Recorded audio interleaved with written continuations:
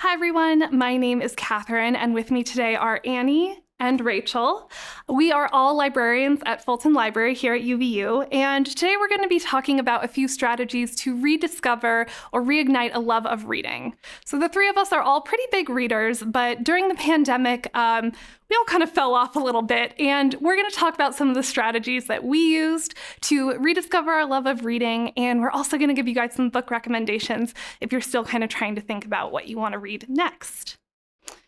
So the first thing I want to talk about today is how to find books using the UVU library. So as staff, faculty, or students, you are all welcome to use the library facilities and collection for anything that you'd like. You can use this for enrichment in your work life, your home life, or just to read for fun.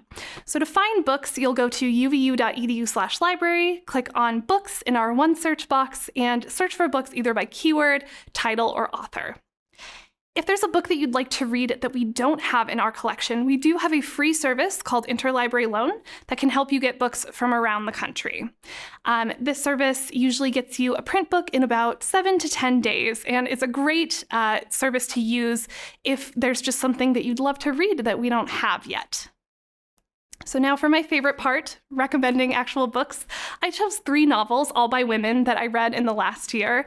And I read a lot of novels because I just kind of wanted to escape from pandemic life. So the first of these is The Glass Hotel by Emily St. John Mandel. This is actually a book where I don't really want to give away too much of the plot. It's best if you go in blind. It's got a lot of interconnecting stories that make for a really beautifully written narrative. My second book is These Women by Ivy Pochada. I read a lot of true crime, I read a lot of mystery books, and this book is also a novel, but it kind of marries all of that kind of serial killer stuff with a lot of really great information about sex work and policing, and it's set in LA. It's fantastic. Again, a couple different narratives woven together for this really exciting but important story. My final book is probably the one I had the most fun reading. It's The Starless Sea. This book is about a library that kind of exists outside of space and time, and it weaves in a lot of like video game lore and sort of mythological but grounded in current times narratives, and it's quite beautiful, very strange, and definitely helped me escape from my pandemic blues. Rachel? My taste is a little eclectic and all over the place, so get ready. So my first recommendation is hood feminism. So a lot of times in the media, feminism is usually described as white feminism, girl boss, boss babe, things like that. And this book does a really great job of diagramming what intersectional feminism is and getting back to its root of making sure everyone's needs are met through fighting social injustice, food insecurity, and making sure we all have our basic needs like healthcare and quality education. My second book is something I would have never read without the pandemic, and it's Stephen King's The Shining. I don't like horror in any medium, whether it's a book or a TV show or a movie. I've never even seen the movie, but I'm really glad I took a chance on this because it was compelling and it kept me captivated the whole time. And hot take, I think Jack Nicholson was not the right actor to play the dad, because if you read it, we can discuss why. And my last book is 3 Tigers, 1 Mountain, based on the Chinese proverb, 2 tigers cannot live on the same mountain.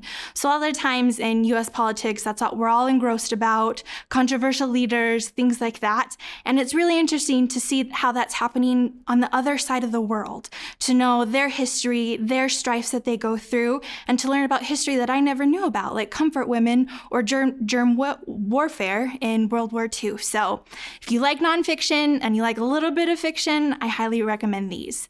And I got all of these from my public library. So our library is really great for print books, but if you're leaning more towards ebooks or audiobooks, then I highly recommend getting a library card from your local library and downloading this app. It's called Libby by Overdrive. So Libby, and it's going to allow you to download this app, whether on your phone or a tablet or even your desktop computer, and you're going to be able to explore all of the books that the Utah State Libraries have to offer. offer. So whether you're in Salt Lake County, whether you're in Davis County, American Fork, or Provo, they all subscribe to this app and they're going to let you explore all these books. This is what the app looks like, whether you download it on your phone or a desktop computer. It's going to have subjects, so fiction, horror, humor, romance, everything like that. It'll have categories, so ebooks that are available, audiobooks that are available. There's sections for teens. There's even children's books that you can borrow, even videos, movies that you can borrow. And there's even a specific section for Spanish. So you can see all the collection in Spanish as well. So if you haven't gotten a library card, I highly recommend it. And here's Annie to talk about more books. Oh, this is my favorite part where I get to talk about some of the favorite books that I read last year. And it was really hard to boil it down to just 3, but here they are. The first one that I want to talk about is Gods of Jade and Shadow by Sylvia Moreno Garcia. This book was a breath of fresh air. I adored every page of it. It's historical fiction, but with a touch of fantasy. And because it's set in Mexico, kind of at the turn of the 20th century, it's not like any other fantasy book I've read in a long time. There are elements of Mayan and Aztec myth. There's a bit of a love story, lots of wonderful stuff. And I've read 2 of Moreno Garcia's books since this one came out. She's just getting better and better. So this is my sneaky way of getting in even more book recommendations than the 3 that I was supposed to pick.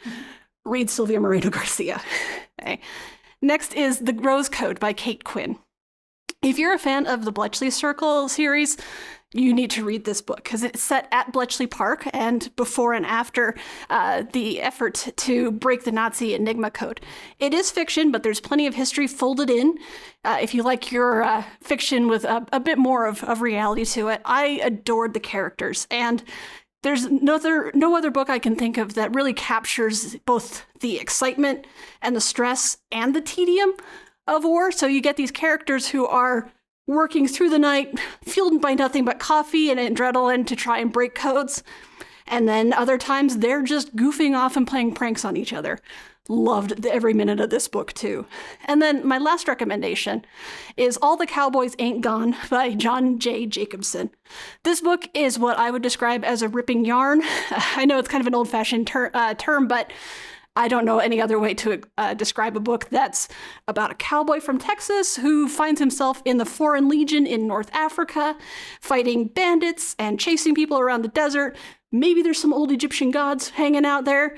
And because this is a book written recently, you don't have to worry about any historical sexism or racism sneaking in.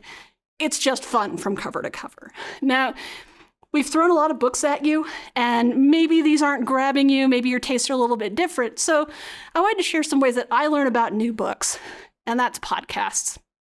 All the Books is done by Liberty Hardy and Tears of Price, and every week on Tuesday, they talk about the new books that have come out that week.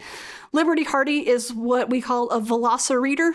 The woman reads more books than I knew were humanly possible, to be honest. So she bounces around through all different genres along with her co-host to talk about mysteries and romances and historical fiction and nonfiction. It's a wonderful smattering of everything that's new coming out. And if you want to take kind of a step back, something a bit more slow-paced, there's Overdue by Craig Getting and Andrew Cunningham. And I think it's 2 weeks or 1 week. Sorry about that. I'm a librarian. I normally look stuff up before I talk. But anyway, they talk every time they get together about a book they've both read to talk about different themes. They do deep dives. Their episodes where they do a choose your own adventure novel are really fun because the rule is you get 2 do-overs. But other than that, you're dead if you choose wrongly. There are so many book podcasts out there that I recommend. If these 2 don't grab you, look around. Find somebody who shares your similar taste and then let them help you find new books. So I hope that you pick up some of the books that we recommended. Remember, they're all in the Fulton Library, ready to be checked out. Other than that, happy reading, everybody.